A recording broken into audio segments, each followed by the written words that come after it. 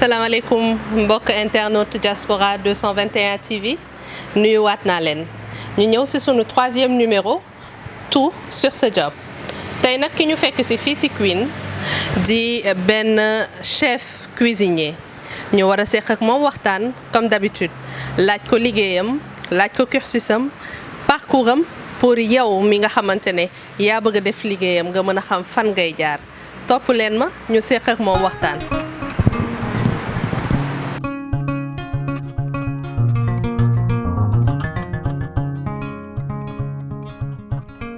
ni ma leen ko waxee woon tout à l'heure ñu fekk ci un chef cuisinier ñu gën ko xamee ci turu chef Diouf mon chef Diouf comme c'est notre chef Diouf nag dañ koy bàyyi mu nuyoo chef Diouf nuyu naa la. madame maa ngi lay fay madame Diallo di la dalal aussi fii ci kër gi Queen Lodge de Dakar. ñu bëggoon xam kan mooy chef Diouf. waaw chef Diouf de c'est chef Diouf, un natif de Grand Dakar, voilà, qui s'est intéressé au métier de la cuisine, qui s'est battu dedans, voilà, jusqu'à arriver au sommet là où il est aujourd'hui, avec un parcours assez riche et beaucoup de voyages aussi d'apprentissage, notamment au Sénégal, en Europe, en Asie et beaucoup de pays d'Afrique aussi. Ngay chef cuisinier. Qu'est-ce qu'un chef cuisinier? Un chef cuisinier, waouh! Un chef cuisinier, c'est un médecin, un organisateur, voilà, parce qu'il s'occupe de tout ce qui va dans le ventre, du bien-être et de la santé des gens. Un chef cuisinier, c'est pas seulement celui qui prépare pour donner aux gens, kuy mariner rek di joxe, non.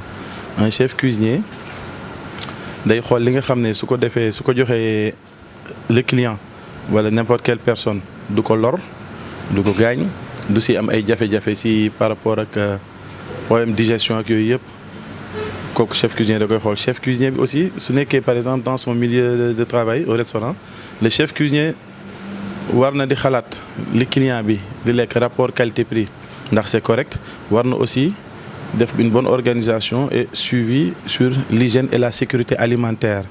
Un chef cuisinier aussi, c'est un formateur, c'est un papa parce que tu es avec une équipe, notamment les éléments de la salle avec les éléments de la cuisine, ñoo xam ne dañu nekk en apprentissage. Donc éducation bi nga leen di jox aussi c'est comme ça la ñu comporter aussi ñu génnee ba nekk ay chef. Donc ça veut dire que c'est un éducateur aussi. D'accord. Li nga wax mu riche torop. Le Sénégalais lambda ne peut pas le faire. Quel a été votre cursus ba tax tey nga nekk chef? Je dis que le Sénégalais lambda peut le faire, hein? Parce que je pense qu'il faut nga am loo gëm et il faut se battre, se dire que le monde ne se fait pas en un seul jour. Xam ne voilà. Il faut toujours prendre l'escalier, ne pas prendre l'ascenseur. Apprentissage bu baax moom mooy base bi yëpp. Moom mooy base bi. Cursus scolaire, j'ai même pas eu mon baccalauréat, hein? Mais c'est important. Après, j'ai pas eu mon baccalauréat. Mais j'ai commencé par la formation accélérée. Parce que samay moyens loolu la ma joxoon. Donc bi ma paree après ma liggéey tuuti commencé nag continuer di jàng ji di perfectionner wu di def yeneen formation ay formation gestion ay formation ressources humaines ay formation en droit yooyu yëpp da ngay dem jàng jiwaat loolu ça te permet léegi su par exemple soo doon évaluer fi mu toll nii ban niveau scolaire nga am mën nga ne écoute je suis un maîtrisard parce que voilà da ngay xam ne un chef cuisinier le parcours est long, le parcours est trop long et ça ne s'arrête pas à un certain niveau. Da ngay def ay recherche chaque jour recherche yooyu il faut nga am une bonne base loolu lan moo ko jox apprentissage bu set après nga xam ne aussi da ngay jàng tout le temps di perfectionner wu pour enrichir wu pour tout le temps pouvoir surprendre le client pour pouvoir satisfaire la clientèle voilà. Parce que soo xoolee bi ma nekkee au Mali j'étais chef exécutif chez Azalaï. Donc ça m'a permis aussi de découvrir d'autres cultures culinaires et de faire pas mal de voyages au niveau de l'Afrique pour aussi enrichir cette culture culinaire yoo xam ne da ngay dem des fois ci mairie yenn plat yi ñu koy togg nga ne maman mais je veux apprendre ce plat ñu ne tel jour ñëwal nga dem nga dugg nga ñëw toog ak ñoom tout ça di enrichir yëpp ci apprentissage bi la bokk quoi.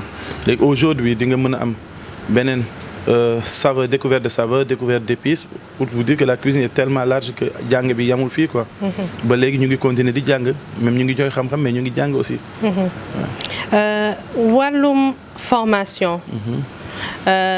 yan formation nga xamante ne mënul ñàkk ci ki nga xamante ne tey mooy aspirer nekk chef cuisinier bu fekkee yu bëri la bu fekkee mën nga ñu ko énumérer un tout petit peu pour que tey xale bi nga xamante ne moo lay seetaan xëy na commencé na ci hôtellerie peut-être mais fan la war a jaar ba mën a nekk chef cuisinier comme chef Diouf. fi mu mën a jaar bëri na am nañ fi ay chefs de cuisine yoo xam ne ils n'ont pas été à l'école. mais ils ont très bien appris donc la première des choses au jour d'aujourd'hui avec la découverte de l'afrofusion c'est-à-dire qu'on est en train de fusionner la gastronomie africaine ak la gastronomie occidentale moom moo tax li xale il faut ñu dem jàng école tuuti soo demee jàng école ba am un certain niveau nga xam ne li c'est un perfectionnement ngay def yi formation yi au niveau des écoles par exemple il y a la formation accélérée il y a la formation boo xam ne le BP d'État am na ñuy def le BTS am na ñuy dem le BTH ceux qui font aussi des licences en hôtellerie et ça c'est pas seulement au Sénégal soo koy commencer soo bëggee tronc commun lay doon léegi nag après yow yaay choisir ban branche nga bëgg rek su fekkee da nga bëgg spécialiser wu en pâtisserie ou bien en cuisine mais un chef pâtissier ne peut pas être chef de cuisine la cuisine est toujours commandée par le cuisinier celui qui s'est spécialisé en cuisine donc man loolu laa xam moo tax ma ne non partout où je rentre il faut être leader moom moo tax ma génn pâtisserie dem def ji cuisine directement donc pour pouvoir aspirer à prendre des rênes quoi. D'accord ñu gis ne ci dëkk bi bëri na traiteur le traiteur peut-il être considéré comme un chef cuisinier sinon quelle est la différence entre le chef cuisinier et celui qui se dit être traiteur? En fait le traiteur c'est juste une restauration qui est externalisée une restauration où tu vas retrouver le client sur place mais au jour d'aujourd'hui tout traiteur dafa commencer yàqu Sénégal parce que léegi ñu bëri ku jóg rek ne traiteur la da ngay mën a togg benn ceeb benn maafe benn domoda ok benn entreprise sollicité la est-ce que mën nga ñu livrer añ nga bind sa bopp traiteur wala booy yu bëri aussi dañu def formation seen apprentissage jeexagul jékki-jékki ñu sol mbaxane bëggul ne la je suis chef ñooñu ñoo commencé ñu si bëri dañuy yàq le côté restauration traiteur boobu wala nga gis kenn ku nekk si benn institution mu gis ne ay séminaire ñu ngi am ay formation wala ay pots de départ ok on fait appel aux professionnels ñu koy def ñooñu suñ koy def ba si yàgg mu gis ne y a un peu d'argent dedans donc tout est pécunier pour ñoom da ngay gis kenn sax day dem jël benn gelam ne ko montel dossier traiteur ma jox la marché yi wala nga ne sa benn tante wala sa benn mbokk montel dossier traiteur ma jox la marché yi après ñu dem di ko sous-traiter wala ñu ñëw di présenter après la qualité du produit ça reste à désirer am nous les professionnels soo tegee dinañ xam les clients aussi am na ñoo xam ne ils ont l'art de bien manger ils savent c'est quoi un bon produit et un bon produit fini mais côté boobu moom ñun au niveau du Sénégal léegi am nañ une fédération nationale de cuisiniers qu'on appelle la FENAX loolu aussi bokk na suñu xeex pour ñu régulariser tout ce qui est service traiteur même si on doit les faire des tests et des formations comme une formation par exemple yi 3FPT di financer pour ñu perfectionner leen defal leen ay remise à niveau pour ñoom ñu mën a structurer bu baax bañ a tey xëy rek ne traiteur. formation bi nga xamante ne moom la chef Diouf di jox jeune bi nga xamante ne moo bëgg a def liggéeyam minimum ñaata temps lay durer. su ma former un cuisinier en 6 mois il est opérationnel. En 6 mois. En 6 mois il peut être opérationnel il est opérationnel comme cuisinier mais pas chef en 6 mois il a une très bonne base dina mën a liggéey il sera opérationnel automatiquement. ñu fekk la tey ci restaurant bi ñuy wax Le Queen. ñu nekk fii ci Almadies. restaurant yi en général client bi lu mu xam rek mooy ñëw toog lekk. ñu tegal ko menu. ce menu est-ce qu'il est rédigé par. est-ce lui qui décide plat yi nekk ci menu bi wala comment ça se passe.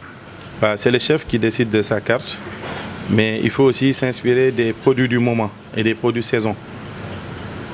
pour éviter aussi di naan client bi dafa am rupture lii amul lii am na yooyu yëpp pour éviter ko et le chef quand il fait ses menus il fait ce qu'on appelle une fiche technique. Une fiche technique c'est ce qui te permet de déterminer les coûts matières si ngay mën a amee aussi un coefficient de vente foofu ngay mën a jox client bi loo xam ne rapport qualité-prix il sera satisfait et aussi sur les choix que le client aura sur le menu foofu les produits saison. Et au jour d'aujourd'hui, au Sénégal, ils ont tendance maintenant à se pencher vers ce qu'on appelle la production locale. Donc on est en train de prendre aussi ces produits locaux et nos plats nationaux, et les revisiter et les insérer sur nos cartes de menu. Pour que aussi client bi xam ne le ceebu jën peut être revisité, le mbaxal saloum peut être revisité, le ñeleng peut être revisité et mangé par tout le monde. Comme le plat des Peuls, les ñiiri buna suñu jaam yi. ñoom yooyu yëpp dañ koy revisiter di ko jox clients yi. Décliner sous d'autres formes. da nga empiété ci sama question bi ci topp parce que menu bu nekk ak origine am. bu ñu nee attiéké on pense directement à la Côte d'Ivoire. yow en tant que chef cuisinier tey client bi ñëw ne attiéké la bëgg da nga koy togg selon origine am c'est-à-dire niñ koy toggee foofu nga xamante ne bu ñëwee fii namoon lekku dëkkam daf koy retrouver waat fii wala selon cadre bi ñu nekk c'est-à-dire Sénégal nii lañ koy toggee ñun yow naka nga koy defee. Ah non mu ngi mel ni rek nga ne ma ceebu jën. xam nga kooku c'est un plat national du Sénégal. Des fois ma dem si dëkk gis jëkkee ñu jël ceebu jën baxal ay nen def ci biir. ma ne vous avez brûlé le drapeau du pays. c'est-à-dire que plat bu nekk. c'est important nga téye originalité am. Originalité am même su fekkee da nga koy révisiter tu déclines autre chose mais am na plats nationaux yoo xam ne c'est des plats ancestrales la quoi yooyu kenn du ko laal. yooyu kenn du ko laal. attiéké su ma ko nit laajee dama koy togg comme ni ko waa Côte d'Ivoire di lekkee su fekkee dafa bëgg avec du thon ça qu'on appelle le garba avec la pâte de piment et les condiments découpés yëpp da nga koy defaral que ça soit avec du poulet ou bien du poisson même su fekkee ne par exemple da nga ma ne je veux manger de la débiterie. xam nga débiterie fii ñun débiterie Sénégal dañu teg léegi mu boy affaire yooyu lañ xam teg mais par exemple soo xoolee dans le Sahel. le Mali le Niger le Tchad ñoom c'est les meilleurs en viande ñoom ni ñu defee débiterie ak ñun bokkul. donc yooyu yëpp day baax kooku si defal rek ku la si laaj nga jéem a décliner à sa manière.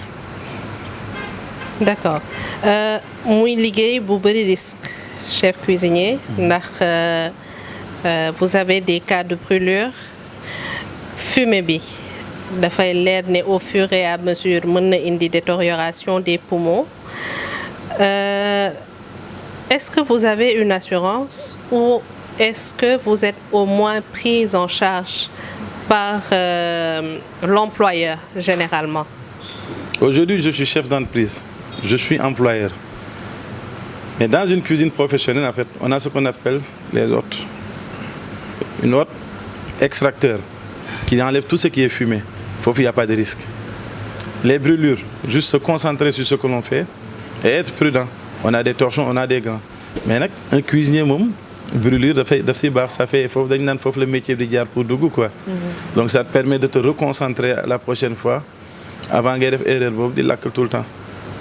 C'est important. Je ne pense pas que ce soit des risques, quoi. Les risques, peut-être, des fois, ça détériore ta santé, le fait de rester debout pendant longtemps. Mais quand tu dis un cuisinier, c'est que, en fait, tu as choisi ce métier. Ça veut dire que tu es en train de faire ce que tu aimes. Quand tu le fais, c'est comme si tu t'amuses. C'est une passion. C'est une passion, en fait, voilà.